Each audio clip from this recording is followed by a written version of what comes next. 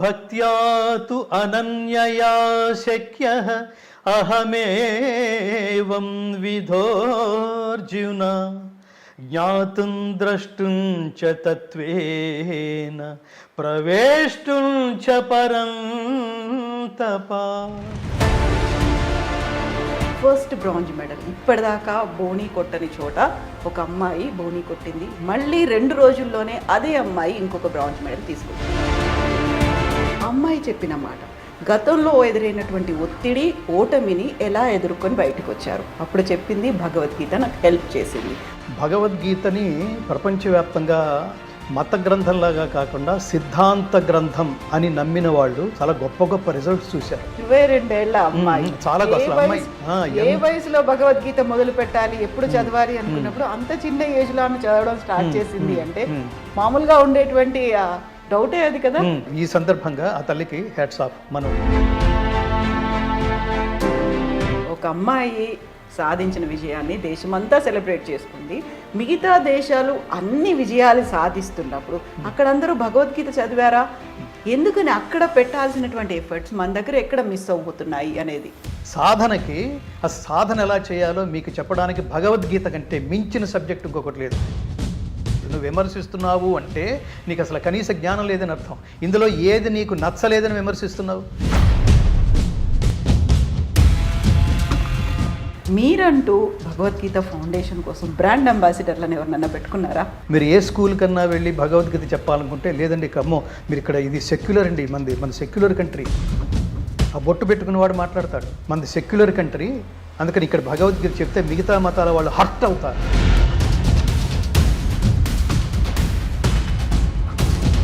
మీరు వయసులో ఉన్నప్పుడు పిల్లలతో మీరు ఏం స్పెండ్ చేశారు? వాడు అలా ప్రవర్తిస్తున్నాడంటే వాడి జన్మ సంస్కారం కాదు. నీ విలువైన సమయాన్ని పిల్లల్ని జాగ్రత్తగా పెంచాలి. ఆఫ్టర్ ఆల్ మన ఇంటికి తీసుకొచ్చే కుక్కకే ట్రైనింగ్ ఇస్తున్నామే. కుక్కని పెంచుకోవడానికి, పిల్లిని పెంచుకోవడం, షేక్ హ్యాండ్ అంటే దానికి షేక్ అర్థమవుతుందనే ఏదో సౌండింగ్ నేర్పించావు. దీంతోపాటు కొంతమంది దరిద్రులు ఏది పడితే అది మాట్లాడడం, ఇంటర్వ్యూలు చేసేయటం, వీడియోలు చేసేయటం. దిగజారితే ఒక ఆపర్చునిటీ వస్తాయి అంటే స్త్రీ వాళ్ళు దిగజారడానికి కూడా, అనేక రూపాయలు దిగజారడానికి కూడా వెనుకంజవైనంత ఇన్స్పిరేషన్స్ ఈ వీడియోల్లో కనిపిస్తున్నాయంటే ఆ పర్సంటేజ్ రోజు రోజుకి పెరుగుతోందంటే మళ్ళీ తిరిగి ఉపదేశాలు చెప్తారా? ఇష్టం వచ్చినట్టు ప్రవర్తించటం. ఈ ప్రవర్తన ఇంపాక్ట్ దేనికి డ్రెస్ వేశారు, ఎందుకు ఇలా మాట్లాడుతున్నారు అంటే వాళ్ళని ఆకర్షించడానికే అంటోంది ఒక అమ్మాయి. సమాజాన్ని, మగవాళ్ళని ఆకర్షించడానికే ఈ డ్రెస్సు. బాగుండేదా, ఎలా ఉన్నావు అంటే ఈ లుక్ సో అంటే ఇప్పుడు చాలా ఆనందించేస్తోంది. నాలాంటి వాళ్ళని లక్షల మందిని తయారు చేసే ప్రయత్నంలో ఉన్నాను. భగవద్గీతకి ప్రతివాడు బ్రాండ్ అంబాసిడరే. ప్రతి ఇంటింటికి మేము చెప్తుంటాం, గీత నేర్చుకుందాం, రాత మార్చుకుందాం, ఇంటింటా గీతా జ్యోతుల్ని వెలిగిద్దాం, భారతీయ ఆత్మ జ్యోతులై ప్రకాశిద్దాం.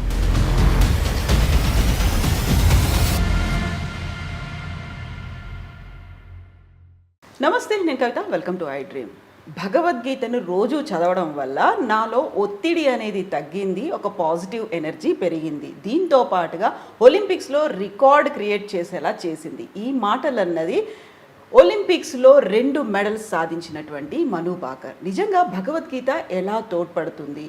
తన మాటలు చెప్పిన తర్వాత వచ్చినటువంటి భిన్నాభిప్రాయాలు, వాదోపవాదనలు అన్నీ పక్కన పెట్టినప్పటికీ భగవద్గీత మనలో ఏం చేస్తుంది, ఎలాంటి మార్పును తీసుకొస్తుంది, అదే మాట్లాడుకుందాం. మనతో పాటుగా ఉన్నారు భగవద్గీత ఫౌండేషన్ ఫౌండర్ గంగాధర శాస్త్రి గారు. నమస్కారం అండి. నమస్కారం కవిత గారు. హరే కృష్ణ. జయ శ్రీకృష్ణ. జయ శ్రీకృష్ణ. ఎలా ఉన్నారు? సంతోషం. మనకి ఒలింపిక్స్ జరుగుతున్నాయి. 2020లో టోక్యో ఒలింపిక్స్లో ఫైనల్ దాకా వెళ్ళినటువంటి షూటర్ మను భాకర్ తన పిస్టల్ పనిచేయకపోవడం వల్ల పర్ఫామ్ చేయలేకపోయింది. డిసప్పాయింట్మెంట్తో తిరిగి వచ్చింది. సేమ్ అదే అమ్మాయి అదే ఫైనల్లో ఇప్పుడు ప్యారిస్ ఒలింపిక్స్కి వెళ్ళింది. ఫస్ట్ బ్రాంజ్ మెడల్ ఇప్పటిదాకా బోనీ కొట్టని చోట ఒక అమ్మాయి బోనీ కొట్టింది. మళ్ళీ 2 రోజుల్లోనే అదే అమ్మాయి ఇంకొక బ్రాంజ్ మెడల్ తీసుకొచ్చింది. ఆ అమ్మాయి చెప్పిన మాట, గతంలో ఎదురైనటువంటి ఒత్తిడి ఓటమిని ఎలా ఎదుర్కొని బయటకు వచ్చారు. అప్పుడు చెప్పింది భగవద్గీత నాకు హెల్ప్ చేసింది. ఆ ఒత్తిడి నుంచి ఇంటి బయటపడ్డాను, పాజిటివ్ ఎనర్జీ అనేది వచ్చింది అనేది. అక్కడే కరెక్ట్గా ఇంకొక వాదన మొదలైంది. ఆమె కనుక భగవద్గీత చదవకపోయి ఉంటే గోల్డ్ మెడల్ వచ్చేదేమో అనేవాళ్ళు కొంతమంది ఉన్నారు. దీంతో పాటుగా అసలు ఈ మెడల్స్ టాలీలో ఇండియా ఎక్కడుంది? ఫస్ట్లో ఉన్నటువంటి జపాన్ కావచ్చు, చైనా కావచ్చు, కొరియాలు కావచ్చు, రష్యాలు, అమెరికాలు, గ్రేట్ బ్రిటన్, వీళ్ళందరూ భగవద్గీత చదువుతున్నారా? వాళ్ళకి ఎందుకు అన్ని మెడల్స్ వస్తాయి? ఈ తరహా వాదనలు ఎలా చూస్తారు మీరు? ఇందులో లాజిక్కి అందని ఇగ్నోరెన్స్తో కూడిన ఒక వర్గం ఎప్పుడు లాజిక్ కోసం వెతుక్కుంటూ వెళ్ళే ఒక వర్గం ఎప్పుడు ఉంటుంది. అది కృష్ణుడు మధ్యలో ఉన్నాడు. ఆయన చెప్పిన భగవద్గీత ఈ పక్కనే ఉన్న అర్జునుడికి బాగా పనిచేసింది. అసలు కృష్ణుడు అనేవాడినే నమ్మనవాడు కృష్ణుడు పక్కనే ఉన్నాడు, వాడు దుర్యోధనుడు. దైవానికి ఇటు పక్కన ఉన్నవాడు దుర్యోధనుడు, దైవానికి ఇటు పక్కన ఉన్నవాడు అర్జునుడు. అర్జునుడు నమ్మాడు, దుర్యోధనుడు నమ్మలేదు. నమ్మనవాడు అలా పోయాడు, నమ్మినవాడు విజయం సాధించాడు కదా. ఇద్దరికీ కృష్ణ సిద్ధాంతం చాలా గొప్పది. నమే ద్వేష్యోస్తి న ప్రియ అంటాడు. వాళ్ళు విలన్లు, వాళ్ళ దగ్గరికి నేను వెళ్ళటం ఏమిటి అనలేదు. ఫైనల్గా కృష్ణ రాయబారం పేరుతో అక్కడ ద్రౌపదుడి పురోహితుడిని మొదట రాయబారిగా పంపారు. అది వీళ్ళకి నచ్చలేదు కౌరవులకి. ఇక్కడి నుంచి సంజయ్ రాయబారం నడిచింది, అది వాళ్ళకి నచ్చలేదు. అసలు ఇట్లా లాభం లేదు, నువ్వు పరమాత్మవి, నువ్వు చెప్తే వింటారు, దయచేసి మా తరపున నువ్వు రాయబారం చేయవా అంటే అతను వెళ్ళి జరగబోయే దుష్పరిణామాలని కళ్ళకు కట్టినట్టుగా చూపించిన కృష్ణ పరమాత్మను సైతం ఈ గారడి మాటలు మా దగ్గర కాదులే, ప్లీజ్ గెట్ అవుట్ అన్నాడు. అతను పూచిక పుల్ల ఏమంటారు, గుండు సూది మనం మోపే భూమిని కూడా నీకు ఇవ్వను అని చాలా స్ట్రాంగ్గా చెప్తే అప్పుడు వీళ్ళు యుద్ధం శరణ్యం అని వెళ్ళారు. ఆ యుద్ధ రంగంలో తన వాళ్ళందరినీ చూసి ఇంట్లో ఆల్ ది బెస్ట్ చెప్పించుకున్న అర్జునుడు అక్కడికి వచ్చి తన వాళ్ళందరినీ చూసి వీళ్ళని చంపిన నెత్తుటి కూటితో రాజ్యాన్ని భోగించడం కంటే నేను వీళ్ళని చంపకుండా నేను భిక్షం ఎత్తుకునైనా బతకడం బెటర్ అని వెళ్ళిపోవడానికి సిద్ధపడ్డప్పుడు శ్రీకృష్ణ పరమాత్మ అతనికి తలంటిపోయటం మొదలుపెట్టాడు. అది భగవద్గీత. భగవద్గీతని ప్రపంచవ్యాప్తంగా మత గ్రంథంలాగా కాకుండా సిద్ధాంత గ్రంథం అని నమ్మిన వాళ్ళు చాలా గొప్ప గొప్ప రిజల్ట్స్ చూశారు. ఇప్పుడు మన అసలు పాయింట్ ఇది. భగవద్గీత ఏం చెప్తోంది, అసలు ఎవరు చెప్తున్నారో తీసేయండి. భగవద్గీత కృష్ణ పరమాత్మ చెప్తున్నాడు అనే భావన ఏం లేకుండా జస్ట్ ఆ పుస్తకం తీసి అసలు ఏం రాశాడు ఇందులో అని అలా అలా అలా అలా చదవటం ప్రారంభించిన Edwin Arnold, max Muller, open hammer, warn Hastings, Einstein, Aldous Huxley, David ఫ్రాలే, ఇవాల్టి వరకు అమెరికాలో న్యూజెర్సీలో శాటన్ హాల్ యూనివర్సిటీలో ఎంబీఏ చదివే స్టూడెంట్స్కి భగవద్గీత అనే subject mandatory. Can you believe that? ఆ సబ్జెక్ట్ పేరు, ఆ కోర్సు పేరు ఏ జర్నీ ఆఫ్ ట్రాన్స్ఫర్మేషన్ అని పెట్టారు. భగవద్గీత సార్వజనీనమైంది కాకపోతే లేదా మత గ్రంథంలాగా ఒక వర్గానికే పరిమితం అయ్యి ఉంటే ఎందుకు డచ్ స్టూడెంట్స్కి 5వ తరగతి నుంచే భగవద్గీత ఏమిటి? జర్మనీ వాళ్ళు వీళ్ళని నెత్తి మీద పెట్టుకోవడం ఏమిటి? అంటే పైన చూడడం, కృష్ణుడు చెప్పాడా, కృష్ణుడు హిందూ మతస్థుడు కాబట్టి అసలు దాని వైపుకు మనం చూడలేదంటే నువ్వు మిస్ అవుతావు. అసలు మతం తీసేయండి. ముందు మనకి మతం పట్ల, ధర్మం పట్ల మనకి ఆ జ్ఞానమో ఆ కనీస అవగాహన లేకపోవటం వల్ల మతం అనేది ఏదో భూతద్దంలోంచి చూసినట్టు చూసి చాలా విలువైన గ్రంథాన్ని చాలామంది కోల్పోతున్నారు, ముఖ్యంగా హిందువులు కూడా.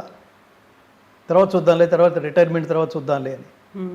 ఈ మను అనే ఆవిడ అంటే మధ్యలో ఇట్లా ఇంటర్వ్యూల రూపంలో ఇట్లా పెద్ద వాళ్ళు ఒక్కొక్కసారి కొటేషన్స్ ఇవ్వడం రూపంలో నేను అది భగవద్గీతను చదివాను అనే ఏమంటారు ఒక ఎక్స్పీరియన్స్తో మాట్లాడుతున్నప్పుడల్లా ఒకసారి అట్లా ప్రపంచానికి ఏమంటారు ఒక లైట్ హౌస్ లాగా కనిపిస్తుంటుంది. What is there in Bhagavad Gita? అసలు ఫస్ట్ బేసిక్గా మనం తెలుసుకోవాల్సింది, వీళ్ళు అన్నారు ఆవిడ చదివిందని అర్థం చేసుకుంది, ఆచరించడం వల్ల విజయం సాధించింది. అది పరమాత్మ అనుగ్రహం అని కాదు. భగవద్గీతలో ఏమని చెప్తోంది?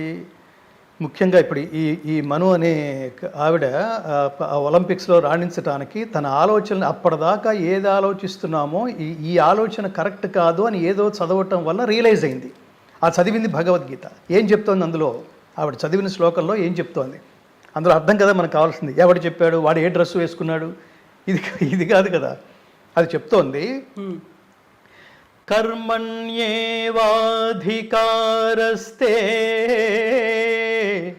మా ఫలేషు కదాచన మా కర్మ ఫలహేతుర్భూ మాతే సంగోస్త్వకర్మణి.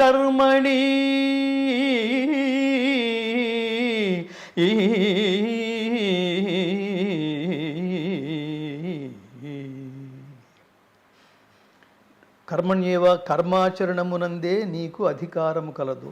ఇక్కడ అధికారం అంటే పని చేయటం మీదే కాన్సన్ట్రేట్ చెయ్యి, రిజల్ట్ మీద కాదు. చాలా గొప్ప సైకలాజికల్ సబ్జెక్టు. మత గ్రంథం అంటే ఒక వర్గానికి చెందింది మాత్రమే, ఒక మనిషిని బ్లైండ్గా ఫాలో అవ్వడం మాత్రమే. ఇక్కడ మనిషిని బ్లైండ్గా ఫాలో అవ్వమంటలేదు. ఆయన చాలా జాగ్రత్తగా ఆలోచించి మాట్లాడతాడు, ఆలోచింపచేసేట్టు ఉపదేశం చేస్తాడు. ఆయన కృష్ణ పరమాత్మ. నేను ఎప్పుడు చెప్తుంటాను, ఎవడైతే ఆచరించి మాట్లాడతాడో వాడి వాక్కుకు మాత్రమే అమేయమైన శక్తి ఉంటుంది. ఎవడైతే ఆచరించి మాట్లాడతాడో వాడి వాక్కుకు మాత్రమే యావత్ మానవాళిని జాగృతం చేసి నడిపించగలిగే శక్తి ఉంటుంది. అలాంటి వాడు కృష్ణ పరమాత్మ. Do your duty sincerely. ఏ పని చేసినా త్రికరణ శుద్ధిగా చెయ్యి. భగవద్గీత సారాంశం అంతా ఈ ఒక్క శ్లోకంలో ఉంది. అది ఖచ్చితంగా అమ్మాయి బుర్రకి బాగా ఎక్కి చాలామంది స్ట్రెస్కి, ఇందాక మానసిక ఒత్తిడి అన్నారు చూడండి, ఆ అమ్మాయి విషయంలో కూడా ఇట్లా ఆలోచించిందని. ఎందుకు ఒత్తిడి వస్తుంది అంటే రిజల్ట్ బేస్డ్తో పనిచేస్తున్నాం అనమాట. ఏది నీ చేతుల్లో లేని రిజల్ట్ గురించి ఆలోచించి ఏం చేద్దామని. నువ్వు చదివేశావు, రాత్రంతా చదివేశావు, సంవత్సరం అంతా చదివేశావు, అద్భుతంగా ఏ చదివినా నేను రాసేయగలను అనేట్టుగా త్రికరణ శుద్ధిగా చదువు. అంతే తప్ప నీకేది తోచిందో అది ఇంపార్టెంట్ అనుకుని అదే దాని మీదే నువ్వు డిపెండ్ అయితే అది నువ్వు ఎగ్జామ్స్కి వెళితే అది రాకపోతే అప్సెట్ అయిపోయి ట్యాంక్ బండంక చూస్తే అది అది అది కాదు కదా. త్రికరణ శుద్ధిగా చెయ్యి, ఏ పనైనా చెయ్యి. ప్రపంచంలో ప్రతి మానవుణ్ణి ఉద్దేశించి చెప్పిన ఏది దేశ కాల జాత్యాదులకు అతీతంగా వయో వర్గ లింగ విభేదాలకు తావు లేకుండా చెప్పిన సిద్ధాంత గ్రంథం లాంటి ఏమంటారు జ్ఞానబోధ. అంటే నీ గురించి నువ్వు తెలుసుకో. అసలు ఆలోచించాల్సిన విధానం ఇది. ప్రయత్నం ఇలా ఉండాలి, పని చేయటం ఇలా ఉండాలి, అది చెప్తాడు పరమాత్మ. అందుకని అది పర్సనాలిటీ డెవలప్మెంట్ బుక్ ఎందుకు అయింది, ఎందుకు ఇతర దేశస్తులు కూడా దీన్ని ఫాలో అయ్యారు, ఎందుకని శ్రీకృష్ణ పరమాత్మని మేనేజ్మెంట్ గురువు అన్నారు, ఎందుకని పర్సనాలిటీ డెవలప్మెంట్ అన్నారు, ఇంకో చోటకు వెళ్తే ఏంటి ఎందుకని బిజినెస్ మేనేజ్మెంట్లో కూడా దీన్ని ఉపయోగిస్తున్నారు అంటే అల్టిమేట్గా ఇదేంటంటే కర్మ సిద్ధాంతానికి సంబంధించింది. కర్మ అంటే పని అని అర్థం. పని ఎలా చేయాలో చెప్తోంది భగవద్గీత. ప్రపంచంలో ఇంకా ఏ గ్రంథము ఇలా ఈ స్థాయిలో చెప్పడం అనేది జరగలేదు. మిగతావన్నీ ఒక వ్యక్తి ఆరాధనతో ప్రారంభమై అతను ఏమనుకుంటే అది మాట్లాడేయటం, అతను అన్నాడు కాబట్టి మనం ఫాలో అయిపోవటం అలా ఉండదు. ఇక్కడ చాలా లాజికల్గా ఉంటుంది. కృష్ణుడు చెప్పాడు కాబట్టి ఫాలో అవ్వాల్సిన రూల్ ఏం లేదు. ఏం చెప్పాడో ఆలోచించు, నువ్వు చచ్చినట్టు ఫాలో అవుతావు అంతే, బ్లైండ్గా ఫాలో అయిపోతావు అంతే. సో ఏ పని చేసినా త్రికరణ శుద్ధిగా చెయ్యి. నీ చేతుల్లో లేని ఫలితాన్ని, పరమాత్మ చేతుల్లో ఉన్న ఫలితాన్ని దాని గురించి ఆలోచించకుండా పని మీదే కాన్సన్ట్రేట్ చెయ్యి. ఎప్పుడైతే ఫలితం మీద పని చేసినంతసేపు ఫలితం మీద కాన్సన్ట్రేట్ చేశావో పని నుంచి డైవర్ట్ అవుతావు. డైవర్ట్ అయినట్లు లెక్క. ఎప్పుడైతే పని నుంచి డైవర్ట్ అవుతావో 100% result you cannot get back. ఇంతే కదా. నేను పాట పాడుతున్నాను, మీరు ఇంటర్వ్యూ చేస్తున్నారు. ఇది ఫ్యూచర్లో ఇప్పుడు రేపు ఎడిట్ చేసిన తర్వాత ఈ ఛానల్లో వేస్తే ఎంతమంది చూస్తారో. నేను యాక్చువల్గా వారం రోజుల్లో 1,00,000 మంది చూడాలని అనుకుంటున్నాను. అలా అనుకుంటాం. మీరు సిన్సియర్గా పని మీదే ఉండండి. డెఫినెట్గా ఆ పనిలో యోగ కర్మసు కౌశలం. ఆ పనిలో మీరు క్రియేటివ్గా ఉండండి. జస్ట్ లైక్ దట్ 100 మంది ఎలా అయితే చేస్తారో ఆ 100 మంది లాగానే మీరు చేస్తే మీరెందుకు? సంథింగ్ డిఫరెంట్గా ఆలోచించాలి, డిఫరెంట్గా ఉండాలి. అది మీరు ఎప్పుడైతే పని మీద త్రికరణ శుద్ధిగా కాన్సన్ట్రేట్ చేసి ఇది తప్ప పని ఎలా చేయాలో చెప్తున్నాడు. ఇది తప్ప నాకు నీవే తప్ప ఇతఃపరం బెరుగు మన్నింపదగున్ దీను నిన్ కావవే వరద సంరక్షించు భద్రాత్మక. పరమాత్మ కూడా ఎప్పుడు అనుగ్రహిస్తాడంటే నేను చేసేది నేను చేస్తూ ఉంటా, నేను ఎప్పుడో చివరిలో చూస్తాను అని అనుకుంటూ మనం చేసేది మనం చేస్తూ త్రికరణ శుద్ధిగా లేకుండా పని పాడైపోయిన తర్వాత అప్పుడు దేవుడు గుర్తొచ్చి, కష్టాల్లో ఉన్నాం అప్పుడు దేవుడు గుర్తొచ్చి, వృద్ధాప్యంలో ఉన్నాం మన చేతిలో ఏది లేకుండా అయిపోయింది, కూర్చుంటే లేవలేము, లేస్తే కూర్చోలేము, అప్పుడు దేవుడిని స్మరించి కాదు. Start the day with God, end the day with God, fill the day with God. This is the way to God. దేవుడి గురించి ఆలోచించడం అంటే అర్థం ఏంటంటే దైవం మన నుంచి ఏమి కోరుకుంటున్నాడో, ఏమి నువ్వు ఆచరించడం ద్వారా తిరిగి మోక్షం పేరుతో పరిపూర్ణమైన సంపూర్ణమైన ఆశీస్సులు పొందగలవో ఆ సబ్జెక్ట్ నీకు ఇచ్చాడు. దాని పేరు భగవద్గీత. అది కర్మ సిద్ధాంత గ్రంథం. అది పని గురించే మాట్లాడుతుంది, పని ఎలా చేయాలో మాట్లాడుతుంది. అది చెప్తున్నాడు ఈ ఒక్క శ్లోకంలో.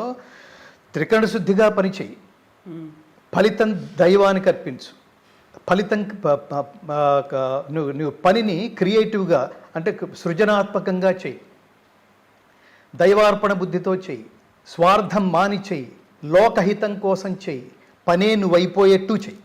ఆ పనితోనే పిలవాలి. యాంకర్ అనగానే కవిత గారు కనపడాలి, ఇంటర్వ్యూవర్ అనగానే వన్ ఆఫ్ ది కాదు, చాలామంది ఉన్నారు, ఆవిడ పేరు ఏదో ఉంది అన్నా అంటే మనం వర్క్ సరిగ్గా చేయట్లేదు అన్నట్టు లెక్క.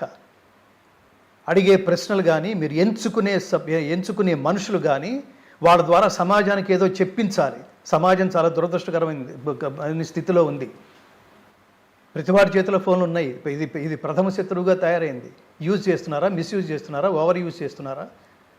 ఒక చెత్త విధానం మీరు ఇంటర్వ్యూ చేశారనుకోండి, అలా ఉన్నారు మనకి ఇందులో కనిపిస్తున్న వాళ్ళు చాలామంది ఉన్నారనుకోండి. వాడి ద్వారా సమాజానికి మీరు ఏం అందించాలనే లక్ష్యం లేకుండా వీడు ఏది పడితే అది మాట్లాడతాడు, ఏ బూతులు పడితే అది బూతులు మాట్లాడతాడు. ఆవిడ్ని ఇంకొక ఆవిడ ఉంది, ఆవిడ్ని ఇంటర్వ్యూ చేస్తే ఎలాంటి బూతులైనా మాట్లాడేస్తుంది. స్త్రీ ఎంత దిగజారుతుందో కూడా ఈవిడ నుంచి తెలుసుకోవచ్చు అని తెలిసినా కూడా మీరు ఆవిడ్ని ఇంటర్వ్యూ చేయడానికి, సదరు వ్యక్తిని మీరు ఇంటర్వ్యూ చేయడానికి వెళ్తున్నారనుకోండి, సమాజానికి ఏమి చెప్పించాలని వెళ్తున్నారు కదా. అలా చూసే సమాజంలో మీ పిల్లలు కూడా ఉన్నారు కదా, ఏమవుతారు వాళ్ళు? చాలా కుటుంబాలు ఇలాగే సఫర్ అవుతున్నాయి. కాబట్టి మన కర్మని అలా అలా అలా అలా చేయమని చెప్తుంది. ఈ అమ్మాయి మానసిక ఒత్తిడి, మను అనే అమ్మాయి, ఒలింపిక్స్లో ఉన్న అమ్మాయి, అంత క్రితం రిజల్ట్ బేస్డ్తో ఆలోచించేది. ఆ అమ్మాయి ఇంటర్వ్యూ చూస్తే అర్థమవుతుంది. అసలు మన దగ్గర ఎక్కడుంది? చాలా సింపుల్గా బిహేవ్ చేయాలి అంతే. ఇప్పుడు మీరు ఫీల్డ్లోకి వెళ్ళిన తర్వాత ఎలా ఉంటుంది?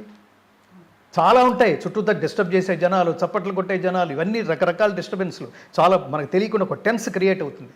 చివరికి వేదిక మీద పాడేవాడికి కూడా ఎదుర్కొంటూ అన్ని లక్షల మందిని ఒకసారి చూడగానే ఎస్పి బాలసుబ్రహ్మణ్యం లాంటి మహాగాయకుడు మేమందరం ఒక వేదిక మీద పాడుతుంటే ఆయన ఒకసారి అన్నాడు మాట, గంగాధర్ గారు ఒకసారి ఈ చెయ్యి పట్టుకోండి అన్నారు ఒక వేదిక మీద. అంటే అప్పుడు చూసి ఏంటి ఇట్లా ఏంటి ఏదో ఒక వైబ్రేషన్ కనిపిస్తోంది అంటే, నాకు ఇంత అవసరమా, చెయ్యి వణుకుతోంది అన్నాడు ఆయన.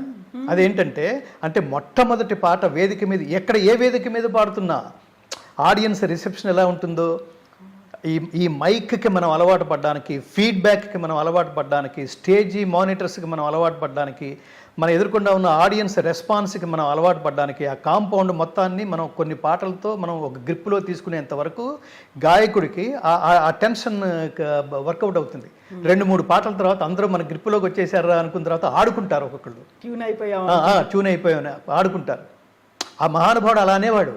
అది అందరికీ ఉంటుంది. అది అట్లా మీరు గ్రౌండ్లోకి, ఓపెన్ గ్రౌండ్లోకి వెళ్ళిన తర్వాత ఒలింపిక్స్ వెళ్తున్నాం అంటే ప్రపంచం అంతా మనకు చూస్తుందనే ఇంటర్నల్స్ ఒక కైండ్ ఆఫ్ టెన్షన్ ప్రతి వాళ్ళని వర్కౌట్ అవుతుంది. 140 కోట్ల మంది భారతీయులు అక్కడ ఉన్నారు. ఖచ్చితంగా ప్రపంచం అంతా చూస్తుంది, ఒక భారతీయులు కాదు ప్రపంచం అంతా చూస్తుంది. మనం గెలిస్తే ఓకే, గెలవకపోతే ఇంత డిస్కషన్ ఉంటుంది లోపల. అసలు ఇవేవి డిస్కస్ చేయొద్దు, పని చేసావు అక్కడికి వెళ్తున్నావు, అదేంటి మన చేతిలో లేదు. ఇరగదీసేస్తానని వెళ్ళావు, ఫైనల్గా వర్షం కురిసింది అనుకోండి, ఫినిష్. సో అది ఊహించలేవు, నువ్వు గెలవటం ఊహించలేవు. సిన్సియర్గా వర్క్ చేయటం ఒక్కటే నీ చేతుల్లో ఉంది.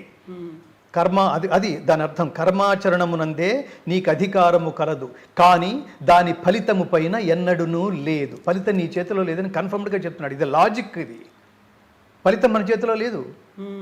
చాలా గొప్పగా పాడేవాళ్ళు, చాలా గొప్పగా రిజల్ట్స్ వచ్చిన వాడు చాలా గొప్పవాడని కాదు, రిజల్ట్ రాకపోతే అసలు వాడి దగ్గర ఏమీ లేదని కూడా కాదు. అది కొన్నిసార్లు మనకు చాలా విచిత్రం అనిపిస్తుంది. కొన్ని సినిమాలు ఎందుకు హిట్ అవుతాయో తెలియదు. ఏముందిరా ఇందులో, ఎందుకు చూస్తున్నారు ఇట్లా జనాలు అని అనిపిస్తుంది మనకి. ఇంత మహాద్భుతమైన సినిమా ఇంత ఫ్లాప్ అయింది ఏమిట్రా అనిపిస్తుంది. ఏది నీ చేతిలో లేదు. దీన్ని ఇంకా లోతులకు వెళ్తే దాని కర్మఫలం అంటాడు. మీరు ఎంత ప్రయత్నించినా టైం బాగుండకపోవడం ఇవన్నీ చాలా మాట్లాడతాం మనం. టైం బాగుందంటే అర్థం ఏమిటంటే, మీరు ఇంట్లో టీవీ చూస్తూ లేకపోతే న్యూస్ పేపర్ చదువుకుంటున్న టైంలో లేజర్గా కాళ్ళు ఊపుకుంటూ ఎవడో నీ మీద ప్లాన్ చేస్తుంటాడు ఏదో చెయ్యాలని. ఇది టైం బాగుంటాం. టైం బాగుండకపోవటం టైం బ్యాడ్ అంటే అర్థం ఏమిటంటే, ఎవడు చేయడు, మన పని మనమే, మన ప్రయత్నం మనమే చేసుకుంటూ, మన జీవితం మనమే ప్లాన్ చేసుకుంటూ చచ్చేంత వరకు వాడికి వాడే ప్రోగ్రామ్స్ ప్లాన్ చేసుకుంటూ ఉంటాడు. అదొక కైండ్ ఆఫ్ ప్రయాణం. సో ఇక్కడ కర్మాచరణమునందే నీకు అధికారము కలదు, కానీ దాని ఫలితము పైన ఎన్నడూనూ లేదు. కర్మ ఫలమునకు నీవు కారణము కారాదు. చాలా మోస్ట్ ఇంపార్టెంట్ లైన్ అది. ఫలితం ఏదైతే వచ్చిందో అది నీది కాదు. ఎన్నో కలిసినాయి ఇక్కడ. ఏంటో ఆ రోజు మనం అంటాం చూడండి, ఇవాళ రేపు ఎరగదీసేస్తానన్నావు, ఇంట్లోంచి బయలుదేరి కారులో కూర్చోగానే ఏంటో మూడ్ బాగుండలేదు చూడండి, ఆ రోజు చాలా చేద్దాం అనుకుంటాం మనం, కానీ మూడ్ బాగుండలేదు. ఆ మూడ్ అంటే ఏమిటో తెలియదు. ఎందుకు బాగుండలేదురా అని అడుగుతాడు. ఏమిటో తెలియట్లేదు నాకు అంటాం మనం. ఒకరోజు నిన్న నువ్వే, ఇవాళ నువ్వే, రేపు నువ్వే, అదే నువ్వు. ఒకరోజు మూడ్ బాగుంటుంది, ఒకరోజు బాగుంటలేదు, ఒకరోజు చాలా ఇన్స్పైరింగ్గా ఉంటున్నావు, ఒకరోజు డల్గా ఉంటున్నావు. సో ఏది నీ చేతుల్లో లేనప్పుడు, ఏది నీ ప్రమేయం లేనప్పుడు పని సిన్సియర్గా చేయి, అంతే, ఫినిష్. రిజల్ట్ దేవుడికి వదిలేసేయి. దానివల్ల వచ్చే పుణ్యం, దానివల్ల వచ్చే పాపం, దానివల్ల వచ్చే సక్సెస్, దానివల్ల వచ్చే ఫెయిల్యూరు, అప్పుడు ఏది నీది కాదు. దాని కంటిన్యూటీ చెప్తున్నాడు. సుఖదుఃఖే సమే కృత్వా లాభాలాభౌ జయా జయౌ తతో యుద్ధాయ యుజ్యస్వ నైవం పాపమవాప్స్యసి. సుఖము, దుఃఖము, లాభము, అలాభము, ఇలాంటివన్నీ, జయం, అపజయం, ఇలాంటివన్నీ సమంగా తీసుకో. ఏది నీది కాదు, కర్తవ్యం ఒక్కటే నీది. వచ్చిందా, రిజల్ట్ బాగా వచ్చిందా, ఎంజాయ్. లేదా ఓహో అంటే మనం ఇంకా నెక్స్ట్ లెవెల్లో ఏదో కృషి చేయాలన్నమాట, అంత ఈజీగా తీసుకోగలం. మీకు మీరు మీరు మీరు తపస్సు చేశారు, దేవుడు ప్రత్యక్షం కాలేదు అనుకోండి, మీరు బయటకు వచ్చేసి దేవుడు లేడరా, చాలా ఎప్పుడైనా 20 years నుంచి చేస్తున్నాను, వాడికి ఏదో క్యాస్ట్ ఫీలింగ్ ఉన్నట్టుంది, అసలు ఉన్నాడో లేదో కూడా డౌట్ నాకు అని అట్లా పిచ్చి స్టేట్మెంట్ ఇచ్చేయకూడదు. చూపిస్తున్నారు అట్లాంటి మాట్లాడేసేయకూడదు. మీరు తపస్సు చేస్తే దేవుడు ప్రత్యక్షం కాలేదు అంటే దాని అర్థం దేవుడు లేడని కాదు, దేవుడు ప్రత్యక్షం అయ్యేంత ఇంటెన్సిటీతో నువ్వు తపస్సు చేయలేదని అర్థం. అయితే ఇక్కడే ఇంకొక వాదన కూడా వినిపిస్తుంది. ఒక అమ్మాయి సాధించిన విజయాన్ని దేశమంతా సెలబ్రేట్ చేసుకుంది, మిగతా దేశాలు అన్ని విజయాలు సాధిస్తున్నప్పుడు అక్కడ అందరూ భగవద్గీత చదివారా, ఎందుకని అక్కడ పెట్టాల్సినటువంటి ఎఫర్ట్స్ మన దగ్గర ఎక్కడ మిస్ అవుతున్నాయి అనేది, ఆ ఫలితాలు రావాలంటే ఏం చేయాలి? ఇప్పటికే మనం మెడల్స్ టాలీలో చూసుకుంటే ఏ ప్లేస్లో ఉన్నాము, మిగతా అన్ని దేశాలు మన పైన ఎలా ఉన్నాయి, వాళ్ళు చేసినటువంటి సాధన ఎలా ఉంది, ఆ సాధనను మనం పట్టించుకోవట్లేదా, మనం చేస్తున్నది దేని మీద ఫోకస్ పెడుతున్నాము? ఇదే మీరు అన్నది కరెక్ట్ కవిత గారు. మీరన్న ఈ 5-6 మాటల్లో చాలా గొప్పది సాధన, లక్ష్యం, కృషి, పట్టుదల. దాన్ని చేరుకోవడానికి మీరు చేసే ఈ సాధనకి అల్టిమేట్ లెవెల్ ఏంటంటే తపస్సు. నువ్వే అదైపోవాలి. మీకు ఛాందోగ్యోపనిషత్తు చాలా గొప్ప మాట చెప్తుంది, తత్వమసి, తత్ త్వం అసి. దీన్ని 2 కోణాల నుంచి చూడాలి. ఒకటి లౌకిక దృష్టితో, రెండవది పారమార్థిక దృష్టితో. పారమార్థిక దృష్టితో చూస్తే తత్వమసి అంటే తత్ అంటే అది, త్వం నీవు, అసి అయి ఉన్నావు, నువ్వే అది. అల్టిమేట్గా నువ్వే అది అంటే నువ్వే పరమాత్మ అని అర్థం ఆధ్యాత్మికంగా. లౌకికమైన కోణంలో చూస్తే నువ్వే అది అంటే ఏ పని అయితే నువ్వు స్వీకరించావో ఈ పని కోసమే పుట్టానని నువ్వు భావించడంతో పాటు, అంటే దాని తపస్సు అలా ఉండాలి, దాని మీద ప్రయత్నం అలా ఉండాలి, దాని మీద సాధన అలా ఉండాలి. నువ్వు ఎక్కడున్నా నీ బుర్రంతా త్రికరణ శుద్ధిగా దాంతోనే కనెక్ట్ అయిపోయి ఉంటావు. నేను భగవద్గీతలోకి వచ్చిన తర్వాత వచ్చిన కొంతకాలానికి నేనే భగవద్గీత అని నేను భావించడానికి చాలా సాధన అవసరమైంది. Over a period of time మీరు సాధన చేస్తూ ఉన్నప్పుడు మీరు దీన్ని ఏమంటాం, కందిరీగా ఒక దాని చుట్టూతో తిరుగుతూ భ్రమరకీటక న్యాయం, దాని చుట్టూతో ఝుంకార ధ్వని చేస్తూ ఝం ఝం ఝం ఝం ఝం అని తిరుగుతూ ఉన్నప్పుడు ఇది విని తానే అది అయిపోయినట్టుగా ప్రవర్తిస్తుంది. దేని చుట్టూతో అయితే తిరుగుతుందో ఆ కీటకం లేదా ఆ ప్రాణి తనే తుమ్మిదలాగా అయిపోయినట్టుగా ప్రవర్తించి దానికి ఆహారం అయిపోతుంది. అట్లా మీరు సబ్జెక్ట్ నేను ఈ వేదిక నుంచి నేను ప్రపంచానికి చెప్తున్నా, నువ్వు గాయకుడివా, ప్రపంచమంతా నిన్ను ఫాలో అయిపోయేంత సాధన చేయాలి. ఏమిటి దానికి ఉదాహరణ? ఘంటసాల గారు. ఏమిటి దానికి ఉదాహరణ? ఎస్పి బాలసుబ్రహ్మణ్యం గారు. ఏమిటి ఇంకొక ఉదాహరణ? సుశీల్ గారు, జానక్ గారు, చిత్ర గారు. దాని నుంచి బయటికి రాకూడదు. ఈ స్టేజ్ మీద పిచ్చి వేషాలు వేస్తూ పాడుతుంటారు చూడండి. సగం 25% పాట, 25% జనాల్లోకి దిగి వాళ్ళ చేత భజన చేయించటం. అందరూ కలిసి పాడేటైతే వాళ్ళ కింద ఎందుకు కూర్చుంటారు? నువ్వు పాడడం, సిన్సియర్గా పాడడం, సిన్సియర్గా వినడం అనేది పోయింది చూడండి.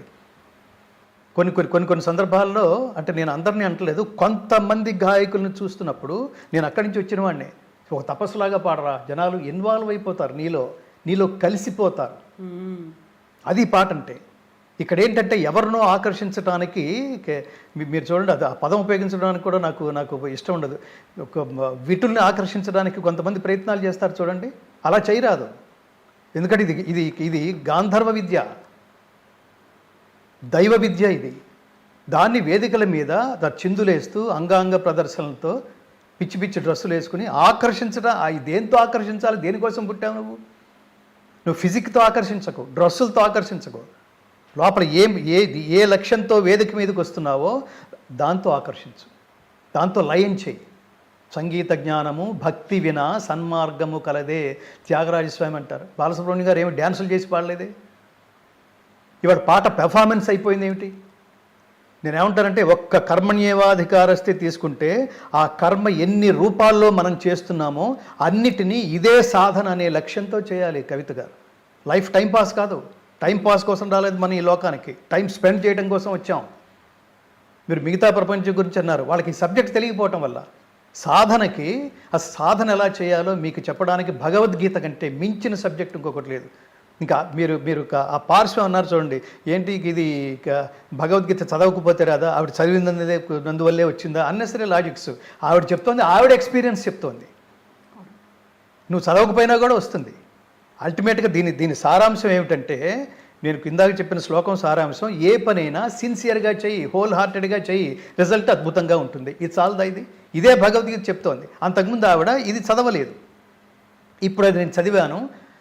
ఒకప్పుడు చదివినా కూడా ఇంతమంది చదవలేదంటాను కూడా లేదు, అప్పుడు ఏదో చదివింది. ఆవిడ అర్థం చేసుకునే ప్రయత్నంలో ఉండుండకపోవచ్చు, చదివింది బుర్రకెక్కకపోవచ్చు, దీని అర్థం ఏమిటని ఇంకొకరిని అడగకపోవచ్చు, ఇలా ఎక్స్ప్లెయిన్ చేసేవాడు దొరక్కపోవచ్చు, దొరికిన ఆ సమయానికి ఆవిడ బుర్రకెక్కకపోవచ్చు. ఇప్పుడు ఏదో తీరుబడిగా కూర్చుంది.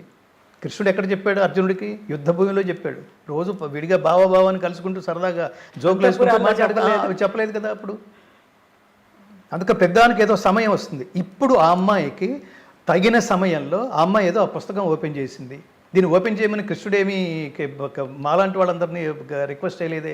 మేము కనెక్ట్ అయ్యాము, ప్రచారం చేస్తున్నాం.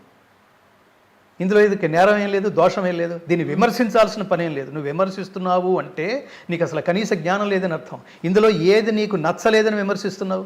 దేన్ని విమర్శిస్తున్నావు? ఇది మత గ్రంథం కాదు, సార్వజనీన గ్రంథం.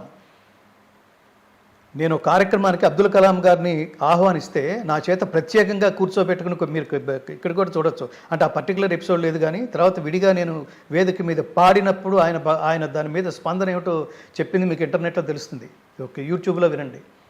ఆయన విడిగా చెప్పిన మాట, మీకు అసలు జీవితంలో ఎంత ఒత్తిడి ఉన్నా, ఎంత స్ట్రెస్ ఉన్నా, మీకు ఎన్ని సందేహాలు కలిగినా భగవద్గీత తీర్చేస్తుంది. నన్ను ఇన్స్పైర్ చేసిన మొట్టమొదటి సార్వజనీన గ్రంథం భగవద్గీత అన్నాడు ఆయన. సార్వజనీనత, ఇది అండర్లైనింగ్ పాయింట్. అది లేకపోతే మీరు అది ఒక మత గ్రంథం అనేదే నిజంగా చాలా బలంగా ప్రపంచంలో ప్రచారంలో ఉండుంటే, అబ్దుల్ కలాం గారు ఆ మాట అంటే మిగతా ప్రపంచ దేశాల్లో ఉన్న ముస్లిమ్స్ ఊరుకుంటారా? ఎంత ఒత్తిడి ఉంటుంది ఇలాంటి వాళ్ళ మీద. భగవద్గీత అంటే మన దీన్ని మతంలో పుట్టి భగవద్గీత గురించి మాట్లాడేమేమిటి అని వాలేరు జనాలందరూ. నేను అందుకని ఉదాహరణలు చెప్తుంటాను మీకు. ఒక మతం అన్య దేవతల్ని ఆరాధించే వాళ్ళని రాళ్లతో కొట్టి చంపండి అని చెప్తోంది. Can you believe that? Can you follow that? మరి భగవద్గీత ఏం చెప్తోంది? నేను అర్థం కావడం కోసం మళ్ళీ మళ్ళీ మళ్ళీ మళ్ళీ చెప్తున్నాను. కృష్ణుడు ఇక్కడ లెక్చరర్, చెప్పిందే చెప్తుంటాడు బుర్రకెక్కడానికి. ఇది కవితాత్మకమైన పరీక్షల్లో పాస్ అవ్వడానికి ఖచ్చితంగా. ఒకటే మొదటిసారి చెప్పినప్పుడు మొదట 6 అధ్యాయాలు ఓపెన్ చేసి తలంటి పోసినప్పుడు, నాన్న ఇది కర్మ మార్గం, నీకు ఇంకా ఈజీగా అర్థం కావడం కోసం ఇప్పుడు నీకు భక్తి మార్గం ఉపదేశిస్తాను విను. సేమ్ అవే పదాలు ఉపయోగిస్తుంటాడు. ఇంకొక మార్గంలో చెప్తాడు, దాని పేరు భక్తి మార్గం. నీకు అర్థమైందా? నువ్వు నా ఇష్టుడవి, నువ్వు నా ప్రియుడవి, సఖుడవి కాబట్టి భక్తుడవి. భక్తోసిమే సఖాచేతి రహస్యం హియేతదుత్తమం. నువ్వు నా భక్తుడవి, మిత్రుడవి కాబట్టి. ఎంత గొప్ప డిజిగ్నేషన్ చూడండి అర్జునుడికి కృష్ణ పరమాత్మ ఇచ్చింది. కాబట్టి మళ్ళీ చెప్తున్నాను, ఇప్పుడు నేను మళ్ళీ చెప్పే చాప్టర్స్ ఏమిటో తెలుసా? ఇది జ్ఞాన మార్గం. నువ్వంటే నాకు చాలా ఇష్టం రా. ఏది చెప్తానో యథాతథంగా బుర్రకెక్కుతుంది నీకు. ఒకటి చెప్తే ఒకటి అర్థం అయ్యే క్యారెక్టర్ కాదు నీది. ఏ లక్ష్యంతో చెప్తున్నానో అది యాజ్ ఇట్ ఈజ్గా చేరుతుంది. అందుకని చివరి చాప్టర్ ఓపెన్ చేస్తున్నాను. దీని పేరు సంక్షిప్త గీత అంటాం. దీని మోక్ష సన్యాస యోగం. ఇది ఇంకొకసారి జాగ్రత్తగా చేసుకుని ఇదే ఫైనల్ రౌండ్. అంటే అది ఆ చాప్టర్ చెప్తాడు 78 శ్లోకాలు. అది వినేసి నష్టో మోహ స్మృతిర్లబ్ధ త్వత్ప్రసాదాన్మయాచ్యుత స్థితోస్మి గత సందేహ కరిష్యే వచనం తవ. స్థితోస్మి నాకు నువ్వు చెప్పావు కదా, నువ్వు చెప్తే ఇప్పుడు నాకు అర్థమైపోయింది. ఇప్పుడు నా ఎక్స్ప్రెషన్ ఏమిటంటే అజ్ఞానం పోయింది, జ్ఞానం వచ్చింది. మోహం అంటే అజ్ఞానం, అది పోయింది, జ్ఞానం వచ్చింది. ఇప్పుడు నువ్వు ఏది చెప్తున్నావో, ఏది చెప్పావో అది ఇప్పుడు నేను చేయడానికి సిద్ధంగా ఉన్నావు. నష్టో మోహ స్మృతిర్లబ్ధ త్వత్ప్రసాదాన్మయాచ్యుత స్థితోస్మి గత సందేహ. జీవితానికి సంబంధించి కర్తవ్యానికి సంబంధించిన డౌట్స్ అన్నీ పోయినాయి. ఇప్పుడు నేను యుద్ధం చేయడానికి సిద్ధంగా ఉన్నాను. అంటే దాని మీనింగ్ ఏంటంటే భగవద్గీత చదివితే ఏమొస్తుందంటే మనం పని ఎలా చేయాలో తెలిసి డౌట్స్ అన్నీ పోయి కర్తవ్యోన్ముఖులం అవుతాం. అల్టిమేట్గా మనం సాధించేది ఏంటంటే విజయం. నేను ఎప్పుడు చెప్తుంటాను, శ్రీకృష్ణ పరమాత్మ దైవానుగ్రహానికి నిదర్శనం, అర్జునుడు పురుష ప్రయత్నానికి నిదర్శనం. మళ్ళీ పురుష అంటే ఇక్కడ జెండర్ పురుష జెండర్ కాదు, పురుషుడు అంటే మానవుడు అని అర్థం. పురుష ప్రయత్నానికి నిదర్శనం. సో ఈ ఇద్దరి కాంబినేషన్ ఏమిటంటే పురుష ప్రయత్నానికి దైవానుగ్రహం తోడైతే సర్వము విజయమే. కృష్ణుడు అర్జునుడికి భగవద్గీత ఉపదేశించగానే వైరాగ్యంలోకి పోయి డ్రెస్సు మార్చేసుకుని కాషాయాలు వేసుకుని అడవిలోకి వెళ్ళిపోలేదు. ఏమయ్యాడు? యుద్ధం చేశాడు. ఇది చాలా మందికి డౌట్. ఇదేదో వృద్ధాప్యంలో చదవాల్సిన సబ్జెక్టు, సన్యాసులు కలిసిపోయే అడగబోతున్నా. ఇప్పుడు మనం మను బాకర్ గురించే మాట్లాడుకుంటున్నప్పుడు అమ్మాయి 22 ఏళ్ల అమ్మాయి చాలా ఏ వయసులో భగవద్గీత మొదలు పెట్టాలి, ఎప్పుడు చదవాలి అనుకున్నప్పుడు అంత చిన్న ఏజ్ లో ఆమె చదవడం స్టార్ట్ చేసింది అంటే మామూలుగా ఉండేటువంటి డౌటే అది కదా. ఖచ్చితంగా నేను నా పని మీదే కాన్సన్ట్రేట్ చేస్తాను, రిజల్ట్తో నాకు సంబంధం లేదు అని భగవద్గీత ద్వారా ఆ అమ్మాయి తెలుసుకుని దాన్ని ఖచ్చితంగా ఆచరించిందని అర్థం. అమ్మాయి ఈ సందర్భంగా ఆ తల్లికి హ్యాట్స్ ఆఫ్. మను సంపూర్ణ ఏమంటారు, దైవానుగ్రహ ప్రాప్తిరస్తు, ఆల్వేస్, నిరంతరం. సో భగవద్గీత ఆవిడ్ని రక్షించుగాక. ఇక్కడ ఏదో ఇంకొకటి చాలామందికి తెలుసుకోవాల్సింది, భగవద్గీత గురించి ఎవరన్నా మాట్లాడుతున్నారంటే మత ప్రచారం కోసం మాట్లాడరు. ఉదాహరణకి మీరు క్రిస్టియన్ అనుకోండి, నా భగవద్గీత విని మీరు హిందువుల్లో కలిసిపోయారు అనుకోండి, నాకు వచ్చేది ఏమిటిది? ఏమొస్తుంది నాకు? అసలు ఈ లెక్క ఈ దరిద్రాలు మిగతా మతాలకు ఉన్నాయి. అంటే ఎవరైతే కన్వర్షన్స్కి పాల్పడుతున్నారో వాళ్ళకున్నాయి. వాళ్ళ తల్లుల్ని మార్చడానికి ప్రయత్నిస్తున్నారు. నీచులని అర్థం. నేను ఉదాహరణ చెప్తుంటాను. నా తల్లి యావరేజ్గా ఉంటుంది. మా పక్కింట్లో ఐశ్వర్యరాయ్ ఉంటుంది. ఆవిడ చాలా అందంగా ఉంటుంది కాబట్టి నేను ఐశ్వర్యరాయ్ నా మదర్ అని అన్ను. నా తల్లి అందంతో నాకు సంబంధం లేదు. నా తల్లే జన్మనిచ్చింది, నా భార్య ఆ జన్మనంతా సుఖమయం చేసింది. ఇవి మన వాళ్ళు మాట్లాడేది. సో అట్లాంటి సిద్ధాంత గ్రంథమైన భగవద్గీతని ఈ సందర్భంగా ఆవిడ పూర్తి పేరు ఏమిటి? మను బాకర్. సో ఆ చిన్నపిల్ల వల్ల ఇంకొకసారి ఖచ్చితంగా ఇది అన్ని పేపర్లోనూ ప్రముఖంగా వచ్చింది.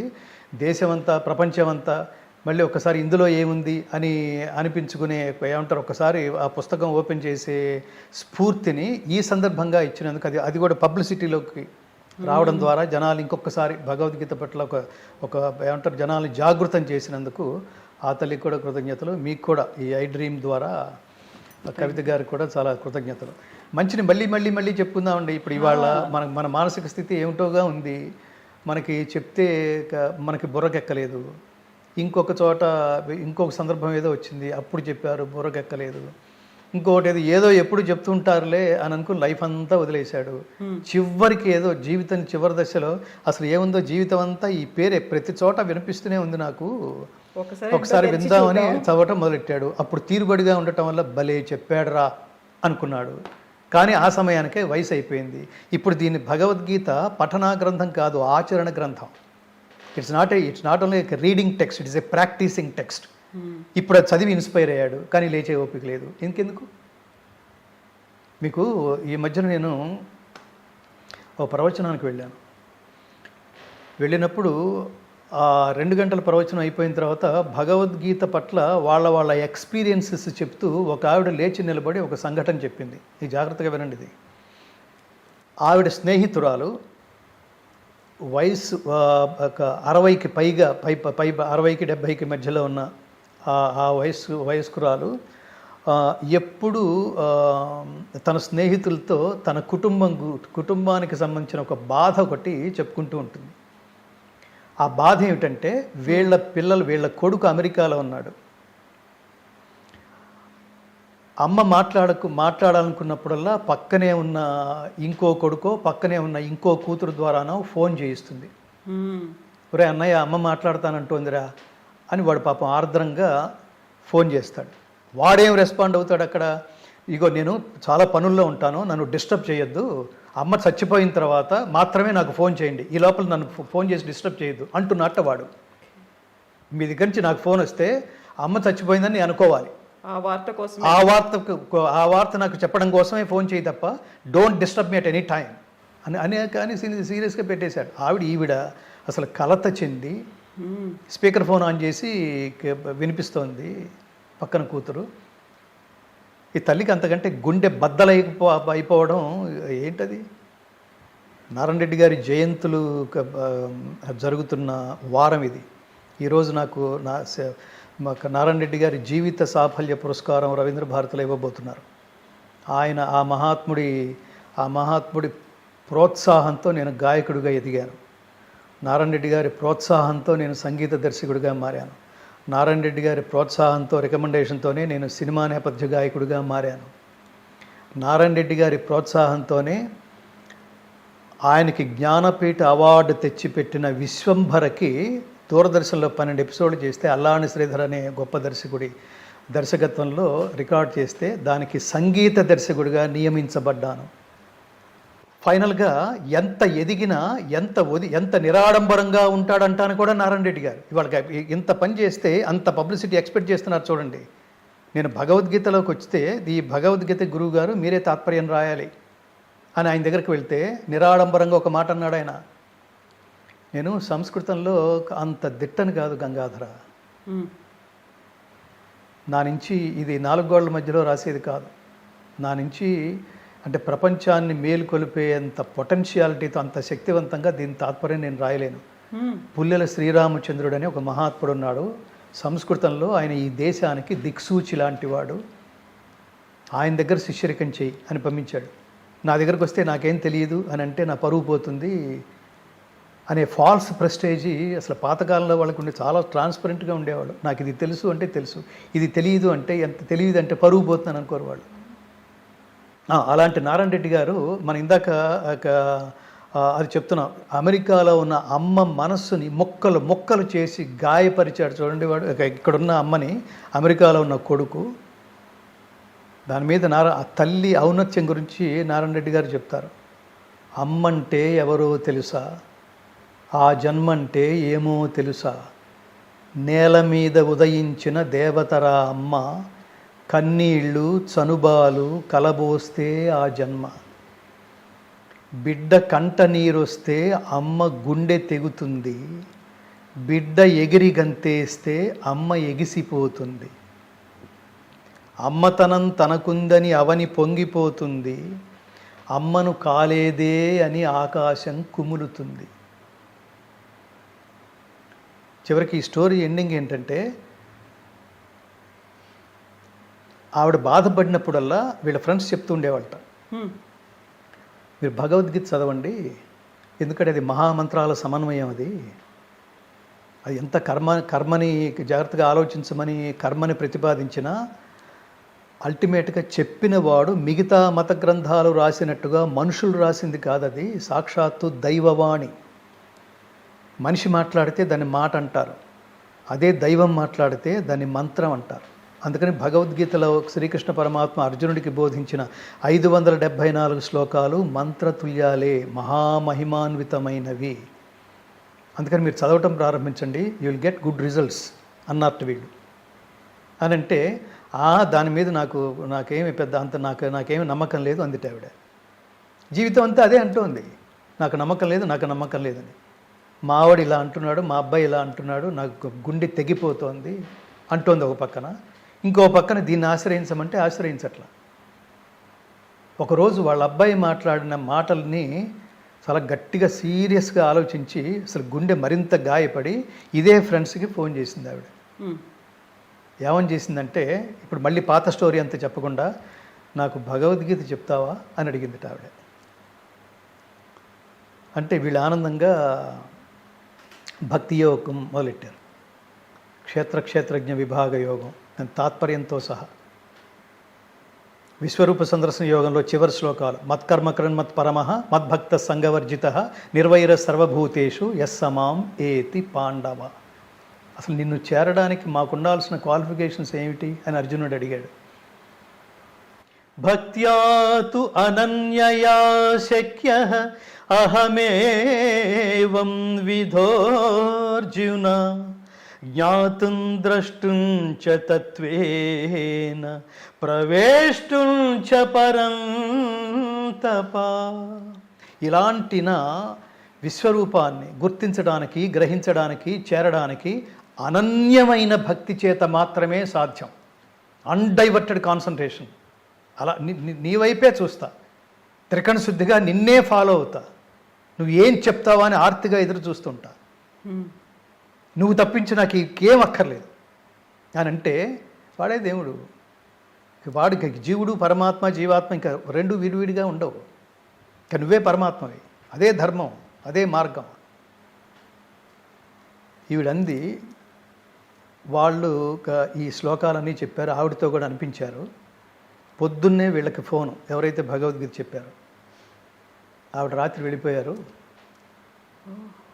నేను భగవద్గీత ప్రవచనానికి వెళ్ళినప్పుడు ఒక ఆవిడ ఎక్స్పీరియన్స్ అన్నమాట ఇది. ఖచ్చితంగా అంతకాలేచ మామేవా స్మరణముక్త్వా కలేబరం యప్రయాతి సమద్భావం యాతి నాస్త్యత్ర సంశయ. అంత్యకాలంలో పరమాత్మ నామస్మరణ చేసి అప్పుడు రియలైజ్ అయ్యి, ఇన్ జనరల్గా ఏంటంటే మొదటి నుంచి సాధన చేస్తే తప్ప చివరి రోజులో పరమాత్మ గుర్తుకురాడు. అసలు ఇప్పటికి సాధనే లేదు.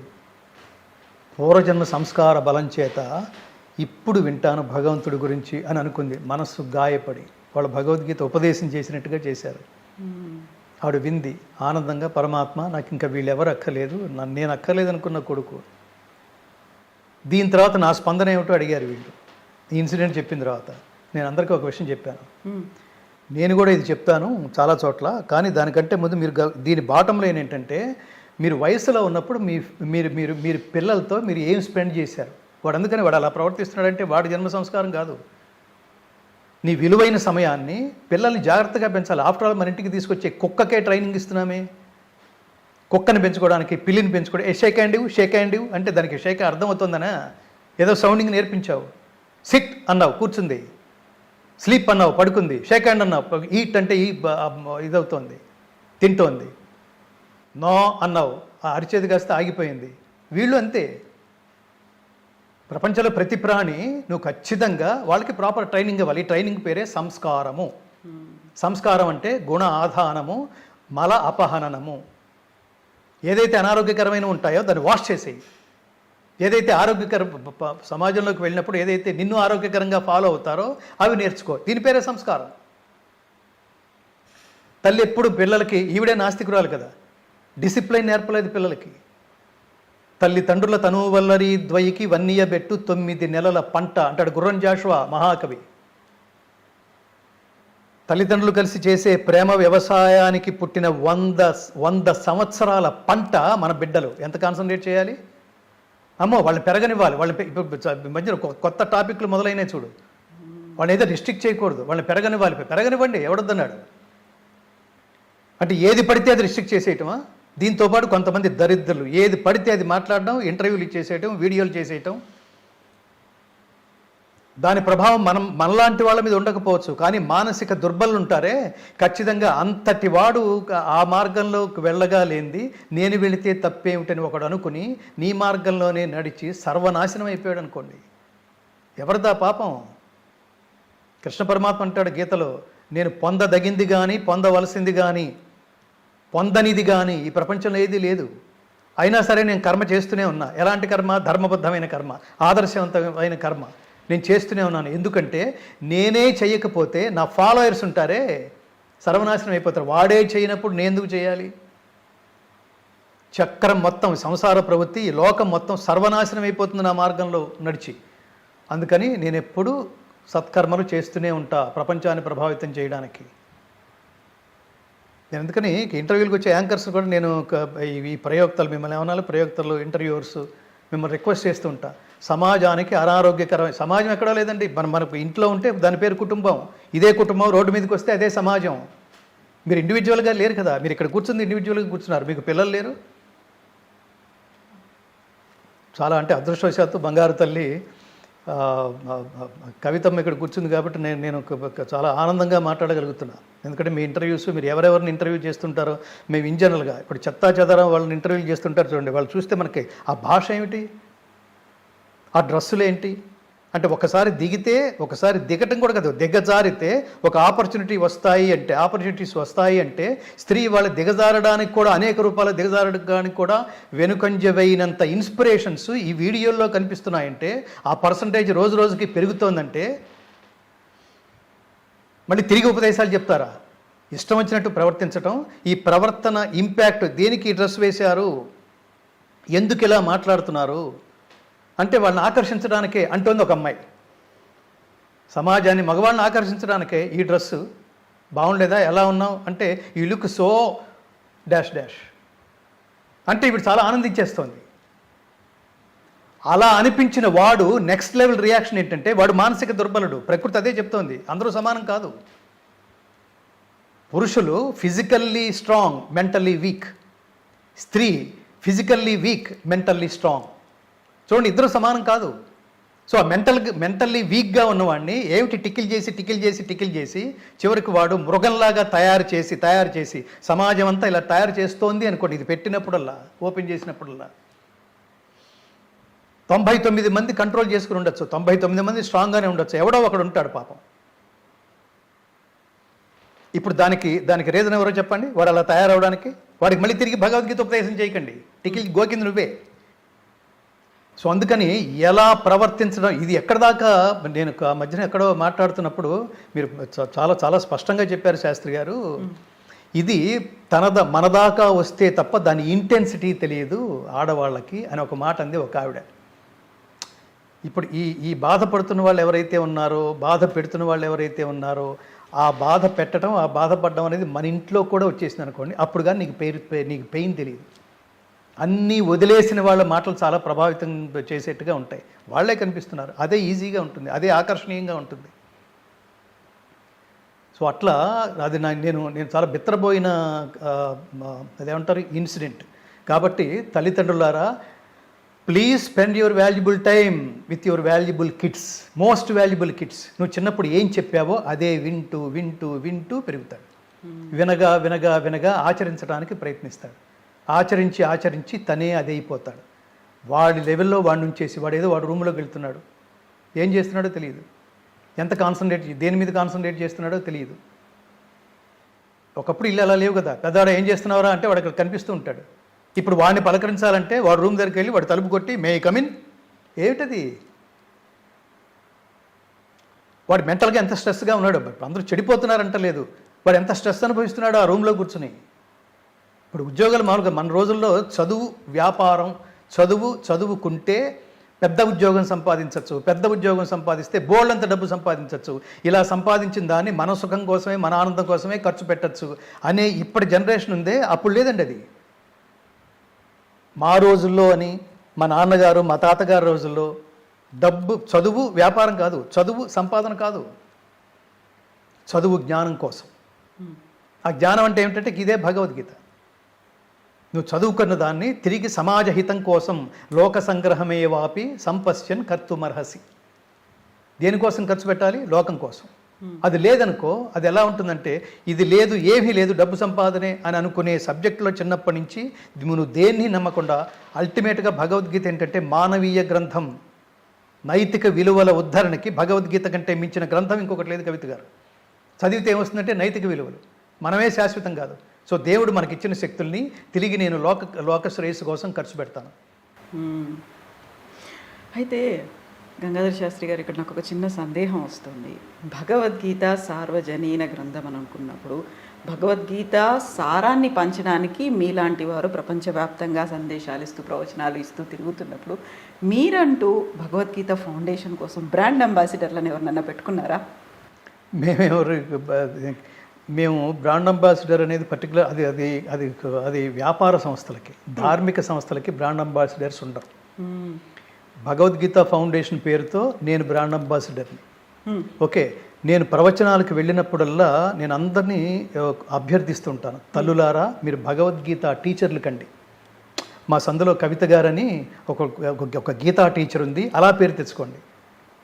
మీ సమయంలో కొంత మీకు ఆ రోజు 12 గంటల సమయంలో మీరు 8 గంటలు పనిచేస్తే ఒక పావు గంటో అరగంటో భగవద్గీత మీరు చదివి మీ పక్కింటి పిల్లలకి నేర్పించడానికి ప్రయత్నించండి. నేను ఎంతకాలం ఉంటానండి? నేను ఎంత కృష్ణం వందే జగద్గురు అంటే ఆయన భగవద్గీత చదివిన వాళ్ళందరూ ఆయన శిష్యులే. ముందు ఫస్ట్ అర్జునుడిగా భగవద్గీత వినడం ప్రారంభించండి. అక్కడి నుంచి కృష్ణుడిగా ఎదగండి, భగవద్గీతను బోధించే స్థాయికి ఎదగండి. ప్రతి వాడు టీచర్లు కండి. ఇవన్నీ నాన్ సెన్స్ పదాలు, బ్రాండ్ అంబాసిడర్లు, ఇవన్నీ సెన్స్లెస్ పదాలు అవన్నీ. అవి కాదు. ఒక శ్లోకం పాడడానికి, ఆర్తితో పాడడానికి 25-30 టేకులు పట్టేవి కవిత గారు. 30 టేకులు అట్లా 700 శ్లోకాలని 9 సంవత్సరాల 9వ సంవత్సరంలో రిలీజ్ అయింది. 7 సంవత్సరాల పాటు దాన్ని రికార్డ్ చేస్తే ఒక్కొక్క శ్లోకం మొత్తం 700 శ్లోకాలని ఎన్ని వందల వేల సార్లు పాడి ఉంటాం. ఇంటికి వచ్చి ఆ పాడింది కూడా నచ్చక మళ్ళీ నెక్స్ట్ డే వెళ్ళి అన్ని కోట్ల రూపాయలు ఖర్చు పెట్టి ఆ వెళుతున్న పాత్లో ఖచ్చితంగా మీరే అది అయిపోరు, ఎవరైనా అలాగే అవుతారు. భగవద్గీత అనగా నేను ఇలా తలదిప్పి చూస్తాను. నేనే భగవద్గీత అనే ఒక ఫీల్, అది ఒక అనుభూతి, ఒక దివ్యమైన అనుభూతి. 2006లో భగవద్గీత ఫౌండేషన్ స్థాపించడం జరిగింది. అక్కడి నుంచి అంచెలంచెలుగా భగవద్గీత రికార్డ్ చేసి సమాజానికి అంకితం ఇచ్చి నేను వెనక్కి వెళ్ళిపోవాలనుకున్న వాడిని మధ్యలో ట్రాన్స్ఫర్మేషన్ లాగా లేదు అసలు సమాజానికి కావాల్సింది ఇదే. స్కూల్లో టీచర్లు చెప్పమంటే అవుట్ ఆఫ్ సిలబస్ అంటున్నారు, ఇంట్లో తల్లిదండ్రులని చెప్పమంటే అవుట్ ఆఫ్ సిలబస్ అంటున్నారు, ప్రభుత్వాలు అవుట్ ఆఫ్ సిలబస్ అంటున్నాయి. సెక్యులర్ పేరుతో మన ధర్మాన్ని సర్వనాశనం చేసుకొని మిగతా వాళ్ళని రకరకాల ట్యాక్స్ ఇచ్చి మిగతా వాళ్ళని ప్రోత్సహించడం కోసం ఇంకా దారుణమైన మాట ఏమిటంటే, మీరు ఏ స్కూల్ కన్నా వెళ్ళి భగవద్గీత చెప్పాలనుకుంటే లేదండి కమ్మో మీరు ఇక్కడ ఇది సెక్యులర్ అండి, మన సెక్యులర్ కంట్రీ. ఆ బొట్టు పెట్టుకున్నవాడు మాట్లాడతాడు మనది సెక్యులర్ కంట్రీ, అందుకని ఇక్కడ భగవద్గీత చెప్తే మిగతా మతాల వాళ్ళు హర్ట్ అవుతారు అని అనడం విన్నా నేను. ఎంత దారుణమైన స్థితిలో ఉంది ఈ దేశం. కాబట్టి అసలు మనం వీలైనన్ని ప్రదేశాలకు వెళ్ళి భగవద్గీత ఆంతర్యం ఏమిటో, this is not a retirement subject, this is not a దాని ఏమంటారు ఓన్లీ ఫిలసాఫికల్ సబ్జెక్ట్. మృత్యువు దగ్గరికి వెళ్ళిపోయేవాళ్ళు, పరమాత్మను సమీపించేవాళ్ళు మాత్రమే ముట్టుకునే సబ్జెక్ట్ కాదు. ప్రతి ఒక్కడూ బాల్య దశ నుంచి నేర్చుకోవలసిన ఉత్తమ జీవన విధాన గ్రంథం. తర్వాత జీవితం ఎంత అద్భుతంగా, ఆనందంగా, ఆదర్శవంతంగా, స్ఫూర్తిదాయకంగా గడపాలో నేర్పే ప్రపంచంలో ఏకైక గ్రంథం భగవద్గీత. మొదటి 9 ఇయర్స్ 2006 నుంచి 2015 వరకు ఆ వెళుతున్న మార్గంలో లేదు ఇంకా మనమే గీతా టీచర్ అవ్వాలి. అవ్వడానికి మనకున్న క్వాలిఫికేషన్ ఏమిటి? ఇప్పుడు చదివితే అర్థమైపోతుందా? కృష్ణ పరమాత్మ అంతటి ఫ్రీక్వెన్సీ ఉన్నవాడు, అంతటి ఫ్రీక్వెన్సీ ఉన్నవాడితో మాట్లాడాడు. మనకెట్లా అర్థమవుతుంది? ధర్మం అంటే ఏమిటో తెలియదు మనకి, కర్మ అంటే ఏమిటో తెలియదు. కర్మ అంటే జస్ట్ పని అనుకుంటున్నాం, కాదు. మీరు కర్మయోగంలో చెప్తాడు వేదోక్తమైన కర్మలు మాత్రమే కర్మలని చెప్పబడుచున్నవి. కర్మ అంటే ప్రతివాడు చేస్తాడు, కుక్కలు, నక్కలు, పందులు, మనుషులు అందరూ చేసేది కర్మే. కానీ ఏ కర్మ చేయటం వల్ల, ఏ మార్గంలో వెళ్ళటం వల్ల పరమాత్మ అనుగ్రహం పొందుతావో అది చేస్తే మాత్రమే దాని పేరు కర్మయోగం అంటాం. యోగం అంటే కలయిక. పరమాత్మతో నీ కలయిక కోసం ఏదైతే యోగం చేస్తున్నావో, ఏదైతే పని చేస్తున్నావో అది కర్మ. నీకోసం పడేట్టుగా చేసేది కర్మ కాదు. అబద్ధాలు చెప్పి సంపాదించేసేవాళ్ళు, మోసాలు చేసి సంపాదించేసేవాళ్ళు, చిత్తశుద్ధితో పనిచేయని వాళ్ళు, ప్రతి పొలిటీషియన్స్ కూడా విని తీరాల్సిందే ఈ ప్రీచర్స్ అన్నీ. నేనేమంటానంటే నైతిక విలువల ప్రబోధానికి నీకు ఉండవలసిన బేసిక్ పునాది ఖచ్చితంగా భగవద్గీతే. దాన్ని మత గ్రంథంగా చూడకండి ప్లీజ్. మత గ్రంథంగా చూశారో చాలా వాల్యుబుల్ థింగ్స్ పోతాయి. సంభావితస్య చాకీర్తి మరణాత్ అతిరిచ్యతే. నువ్వు మరణం తర్వాత కూడా ప్రజలు నిన్ను గుర్తుపెట్టుకునేట్టుగా గొప్ప పనులు చేయి. మరణం తర్వాత కూడా మొన్నటి వెనకటికి ఒక వెధవ ఉన్నాడే అని మాట్లాడుకునే దారుణమైన పనులు చెయ్యొద్దు. కృష్ణుడు అర్జునుడితో మాట్లాడే మాటది, చాలా గొప్ప మాటలు అవి. నమే ద్వేష్యోస్తి న ప్రియ. నాకు ఒకడి పట్ల ద్వేషం, ఒకడి పట్ల అనురాగం లేదు. ఎవడైతే ధర్మ మార్గంలో ఉంటాడో వాడికి నేనే ఫ్యాన్ని అన్నాడు పరమాత్మ. వాడు నేను వేరు కాదన్నాడు పరమాత్మ. సో అందుకని ఈ చిన్న జీవితంలో ఎప్పుడు రాలిపోతామో తెలియదు. అరే రాత్రి కలిసాడది, పొద్దున వెళ్ళిపోయాడా అని మాట్లాడుకుంటుంటాం చాలామంది యొక్క విషయాల్లో. సో అట్లా ఆ గాలి బుడగ జీవితం, ఓటి పడవ యవ్వనం అంటారు చూడండి ఘంటసాల గారు. గాలి బుడగ జీవితం, ఓటి పడవ యవ్వనం, నిన్న మరలి రాదు రాదు రాదు, నేడే సుఖం నేడే. ప్రపంచం అలా ఉందన్నమాట. రేపు లేదు, నిన్నటి దాంతో మనకు సంబంధం లేదు, ఎంజాయ్. ఏంటిది? కొన్ని వేల ప్రోగ్రామ్స్ ఛానల్స్లో భగవద్గీత జీవన గీత, మరణగీత కాదు, మరణగీత కాదు, వినండి, నేర్చుకోండి, పిల్లలకి నేర్పించండి. నేనే భగవద్గీత అనే భావన కలగడం మొదలెట్టిన తర్వాత శవాల దగ్గర దీన్ని అర్జెంటుగా తీసేయాలి, అక్కడ అలవాటు పడిపోతున్నారు, మిగతా చోట్ల వినటానికి భయపడుతున్నారు. మా టీవీలో ఎక్కడన్నా వినిపిస్తుంటే, ఇంకో టీవీలో ఎక్కడన్నా వినిపిస్తుంటే, ఇంకో టీవీలో ఎక్కడన్నా వినిపిస్తుంటే టీవీ ఛానల్స్కి ఫోన్ చేసి, స్వామి భగవద్గీత ఇందుకోసం ఉద్దేశించబడింది కాదు, నాలాంటి వాళ్ళందరూ రోడ్డు మీదకి వచ్చేస్తాం, నిరాహార దీక్షలు చేయాల్సి వస్తుంది, భగవద్గీత ఇలా కాదు ప్లీజ్. ఆ సెలబ్రిటీ వెళ్ళిపోయిన ఆ కళే శవం దగ్గర భగవద్గీత దయచేసి తీసేయండి, బ్యాక్గ్రౌండ్లో వేసేస్తూ ఉండేవాడు. కానీ నా మీద గౌరవంతో ఛానల్స్ అన్నీ తీసేసినాయి. పోనీ ఏం వేయమంటారు? ఏమి వేయొద్దు, అదేమి రూల్ ఏముంది. ఒకవేళ సినిమా యాక్టర్ పోయాడు, వేయి తెలుసుకుంటే అతను ఏమన్నా భక్తి సినిమాలు ఏమైనా చేస్తే అవి వేయండి, లేదా ఒక ఇన్స్ట్రుమెంటల్ మ్యూజిక్ వేయండి. ఇట్లా ఎన్నో అసలు శ్మశానాల్లో తీయించేసి, శవయాత్ర వాహనాల్లో తీయించేసి, జనాల్లో ఏవైనా మీరు కొట్లాడద్దు, వాళ్ళకి చెప్పండి, వాళ్ళకి ఎడ్యుకేటివ్గా చెప్పండి.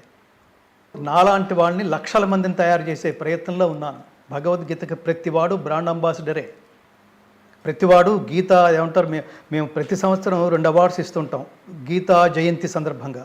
భగవద్గీతని బోధించడమే జీవితం లక్ష్యంగా, సిన్సియర్గా లక్ష్యంగా పెట్టుకున్న వాళ్ళు అట్లాంటి టీచర్లు తీసుకుని గీతాచార్య బిరుదుతోనూ ఫైనాన్షియల్గా వాళ్ళకి నగదు బహుమతితో పాటు, అలాగే సిన్సియర్గా నేర్చుకునే పిల్లలకి పార్థ అవార్డుతోనూ సత్కరిస్తూ ఉంటాం. సో అందుకని మేము ఆ మార్గంలో భగవద్గీత ద్వారా మాకు ధనం చాలా అవసరం. అంటే ఫ్యూచర్లో మేము చాలా చాలా చాలా లక్ష్యాలు పెట్టుకున్నాం. వీలైనన్ని ప్రపంచ భాషల్లోకి దీన్ని ట్రాన్స్లేట్ చేయడంతో పాటు, ఇది చిన్న ప్రాజెక్టు కాదు, దీన్ని ఇమిటేట్ చేసే అవకాశం కూడా లేదు కవిత గారు. అలా చేసాం. 150 మంది టెక్నీషియన్స్, స్కాలర్స్, 100 మంది సంగీత కళాకారులు. మీరు అది వింటే, మీరు ఒక హై ఫ్రీక్వెన్సీ స్పీకర్స్లో వింటే అర్థమవుతుంది. ఎప్పుడు నచ్చకపోయినా ఇంటికి వెళ్ళి అది చిచ్చి చండాలంగా ఉంది, ఒక క్రికెటర్ బాల్ మిస్ అయితే తొడ బాధేసుకుంటాడు చూడండి, బ్యాట్ నేలకేసి కొడతాడు చూడండి, అలా ఇంటికి వెళ్ళి చిచి ఇంత ఇంత ఇంత ఇంత ఆర్తిగా పాడాల్సింది ఇంత అప్పచెప్పేశానేంటి, ఎందుకురా నువ్వు యూజ్లెస్ ఫెలో, అలా తిట్టుకునేవాడిని. నెక్స్ట్ డే వచ్చేవాడిని, మళ్ళీ డబ్బు ఖర్చు పెట్టి, డబ్బు పోతుంది అనుకునేవాళ్ళు కాదు, డబ్బు ఎంత వస్తుంది కాదు, అది మనకి పరమాత్మ ఇచ్చిన శక్తులన్నీ లోకం కోసం ఖర్చు పెట్టేయాలి. ప్రతి ఇంటింటికి మేము చెప్తుంటాం, గీత నేర్చుకుందాం, రాత మార్చుకుందాం, ఇంటింటా గీతా జ్యోతుల్ని వెలిగిద్దాం, భారతీయ ఆత్మ జ్యోతులై ప్రకాశిద్దామని.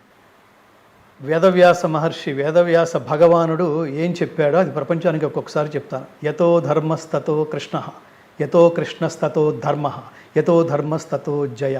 ధర్మ మార్గంలో ఉన్న ప్రతి వాడికి విజయం చేకూరుగాక, పరమాత్మ అనుగ్రహం చేకూరుగాక. అది అధర్మం నేను డిసైడ్ చేయలేను. వాడు ధర్మంలో, ఎవడైనా ధర్మంలో పెడుతున్నాడో అధర్మంలో పెడుతున్నాడు. They have to checkup with themselves. నువ్వు చెక్ చేసుకో, నువ్వు నటిస్తున్నావా, అది ప్రపంచానికి తెలుస్తుంది. నేను చెప్తున్నా, ఉత్తర కాలం అంటున్నాం, తర్వాత కాలంలో యూ కెనాట్ సర్వైవ్ దేవుడితో పెట్టుకుంటే. అందుకని మంచి చేయండి, దైవం గుర్తిస్తాడు. చెడు చేయకండి, పాడైపోతారు. సంశయాత్మ వినశ్యతి వినశ్యతి వినశ్యతి అని పరమాత్మ చాలాసార్లు చెప్తాడు. నయోక్ష్యసి వినంక్ష్యసి చివరి అధ్యాయంలో. అందుకని భగవద్గీత నిరంతరం సాధన చేస్తుండండి, మనకి వేరే థాట్స్ ఉండవు. ధన్యవాదాలు, థ్యాంక్ యూ సో మచ్. మళ్ళీ మనం కలుద్దాం, మాట్లాడుకోవడానికి బోల్డ్ అనే విషయాలు ఉన్నాయి. వాటన్నిటి గురించి మళ్ళీ మనం చర్చించను, నేను అనట్లేదు, చర్చ అనేది మాట్లాడుకునే అంశాలు చాలా ఉన్నాయి. మీ నుంచి బోల్డ్ అనే విషయాలు కూడా మేము చాలా చాలా కృతజ్ఞతలు. నేను ఈ మన ఛానల్ తరఫునే ఈ మంత్ 15, ఈ నెల 15వ తారీఖు మళ్ళీ అమెరికా యాత్ర చేయబోతున్నాం. ఇంకొన్ని మనం వెళ్ళని ప్రదేశాలకి వెళ్ళి కొంతమంది ఆహ్వానిస్తున్నారు కూడా. భగవద్గీత చెప్పించుకోవడం కోసం, భగవద్గీత పాటించుకోవడం కోసం వాళ్ళ పిల్లల్ని కూడా తీసుకొస్తామని. ఇప్పుడు నేను ఇది సమాజంలో చూస్తున్న చాలా గొప్ప మార్పు. నేను ఎక్కడికైనా వెళ్తున్నప్పుడు, మంచి కార్యక్రమాలకు వెళ్తున్నప్పుడు మీరు ఎలోన్గా రాకండి, పిల్లల్ని తీసుకునండి. వాళ్ళకి తెలియాలి, మన కల్చర్ తెలియాలి, మన సంస్కృతి తెలియాలి, మన సంస్కారం తెలియాలి, మన సంప్రదాయం తెలియాలి. ఇవి నేను ఎలా గట్టిగా చెప్పగలుగుతున్నానంటే, నేను మా అబ్బాయికి అదే నేర్పించా, నేను మా అమ్మాయికి అదే నేర్పించా. అమెరికాలో ఎంఎస్ చేయడానికి వెళ్ళే మా అబ్బాయికి నేను సంవత్సరం ముందు ప్లాన్ చేశాను. 6 నెలలు వీడికి మహాభారతం వినిపించాలి, పఠన పారాయణం, 6 నెలలు రామాయణం వినిపించాలని. ఖచ్చితంగా వాడికి స్టిల్ వాడికి ఒక మహాత్ముడి దగ్గరికి వెళ్ళి నేను మంత్రోపదేశం పొందాలి నాన్న పొద్దున ఫోన్ చేసి అడుగుతున్నాడు. వాడు ఆలోచన అలాగే ఉంది. వాడు మిగతా పనులన్నీ చేసి భజన చేస్తూ కూర్చోాలా. వాడి ఉద్యోగం వాడు చేస్తూనే వాడు దైవానికి దగ్గరగా ఉండే పని, సమాజానికి దగ్గరగా ఉండే పని, ఆధ్యాత్మిక దగ్గరగా ఉండే పని. సో నిరంతరం అది ఎలాంటి సబ్జెక్ట్ అంటే మీకు ఇంకా వేరే ఆలోచనలు సమాజాన్ని చాలా తెలివిగా ఉపయోగించి ఎవరి చేత పట్టుబడకుండా చాలా మన తెలివితేటల్ని ప్రదర్శించి సమాజాన్ని మన బుట్టలో వేసుకోవటం ఎలా చూస్తున్నాం అసలు చాలా చాలా చోట్ల. ఎందుకది? ఏం ఉపయోగం నీకు? వాళ్ళు జైల్లో ఉంటారు, సమాజం వెంటపడి తరుముతుంది. తర్వాత నీ పిల్లలు నిన్ను నాన్న అని చెప్పుకోవడానికి బాధపడతారు, నువ్వు అమ్మ అని చెప్పుకోవడానికి బాధపడతారు. వయసులో ఉండగా నీ ఇష్టం వచ్చినట్టు ప్రవర్తించేస్తావు. డబ్బు శాశ్వతం కాదు. గీత చెప్తోంది అశాంతస్య కుత సుఖం. డబ్బు సుఖాన్ని ఇస్తుంది కానీ శాంతినివ్వదు. మోస్ట్ ఇంపార్టెంట్ ఏంటి? డబ్బు కంటే కూడా సుఖము. మన అంబానీ గారి ఇంట్లో పెళ్లి జరిగింది కదా, ఎంతమంది ఎన్ని రకాలుగా మాట్లాడుకున్నారు. వాళ్ళ అబ్బాయి పేరుతో అనారోగ్యకరంగా ఉన్న అతను ఆరోగ్యం సరిగా లేని వాళ్ళ అబ్బాయి పేరుతో ఎంతోమంది కనుక వాళ్ళు ఈ తగలేసిన డబ్బంతా వాళ్ళు మేబీ ఆనందం కోసం ఖర్చు పెట్టుకున్నామని అనుకోవచ్చు. ఎంతోమందిని కనుక ఆదుకుంటే వాళ్ళందరూ ఇంటికి వచ్చి చిరంజీవ సుఖీభవ మార్కండేయుడైపోయాడు అని ఆశీర్వదిస్తుంటే అదే మంత్రం, అదే ఆశీస్సు. మీరు 10 కాలాల పాటు చల్లగా ఉండాలయ్యా. కొన్ని చోట్ల చెప్తుంటారు చూడండి, మీరు అన్నదానం చేయండి, డబ్బు ఇవ్వండి, వాళ్ళ కుటుంబాన్ని నిలబెట్టండి, మీరు 100 కాలాల పాటు చల్లగా ఉండాలి. ఆర్తితో అలా చూస్తూ ఇంతకంటే పాపం వాళ్ళు మాట్లాడలేరు. అదే ఆశీస్సు. రక్షంతి పుణ్యాని పురాకృతాని. పూర్వం నువ్వు చేసిన మంచి పనులే రక్షిస్తాయి. ఆ మంచి పనులు ఏమిటంటే ఇదే ధర్మం. మన ఇంటి ముందు నిలబడ్డ ముష్టివాడు కూడా ఏమని అడుగుతాడు తెలుసా? అమ్మా ధర్మం చేయి తల్లి, ధర్మం చేయి తండ్రి. ధర్మాన్ని గుర్తు చేస్తున్నాడు వాడు మనకి. ఏమిటా ధర్మం పేరుతో మనం ఆచరించవలసిన 3 పుణ్యకర్మలంటే గీత చెప్తోంది. ఆ పుణ్యకర్మలు 1 యజ్ఞము, 2 దానము, 3 తపస్సు. యజ్ఞమేమో దేవతల కోసం చెయ్యి, వాళ్ళు నిన్ను అనుగ్రహిస్తారు. ఏం కోరుకుంటే అది ఇచ్చేస్తారు ధర్మ మార్గంలో. దానం ఆర్తులకివ్వు, అన్నార్తులకివ్వు, దానం చెయ్యి. చాలా గొప్ప గుణం అది. 3వది తపస్సు. ఫైనల్గా ఎవరి కోసం? అది దైవం కోసం. ఎందుకోసం? మోక్షం కోసం. అసలు ఎంత చెక్కుతుందో. చక్కనిది నారాయణ రెడ్డి గారు అంటారు, చక్కనిదే ఉలి కడుపున శిల్పం ఎలా పుడుతుంది, కరగనిదే కొవ్వొత్తికి కాంతి ఎలా పుడుతుంది. నిన్ను నువ్వు చెక్కుకో. రాగా పుట్టాం మనం, ఏమీ తెలియకుండా అజ్ఞానంతో.